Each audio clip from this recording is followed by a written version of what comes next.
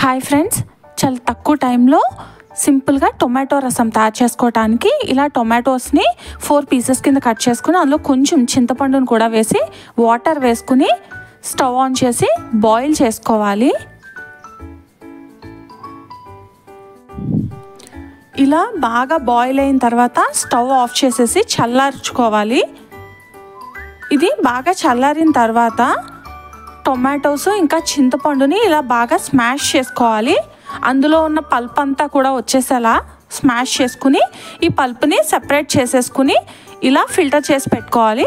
ఇప్పుడు తాలింపు వేసుకోవాలి. కొంచెం కొత్తిమీర, కరివేపాకు, వెల్లుల్లిపాయలు, ఎండుమిర్చి, ఆవాలు, జీలకర్ర, కొంచెం ఇంగువ వేసి తాలింపు బాగా వేగిన తర్వాత ఇందులో టొమాటో రసాన్ని వేసేసుకోవాలి.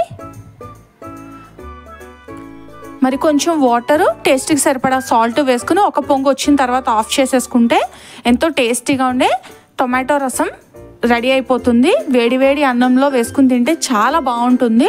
టైం ఎక్కువ లేనప్పుడు ఇలా చేసుకుంటే చాలా ఈజీగా అయిపోతుంది. మీరు కూడా డెఫినెట్గా ట్రై చేయండి.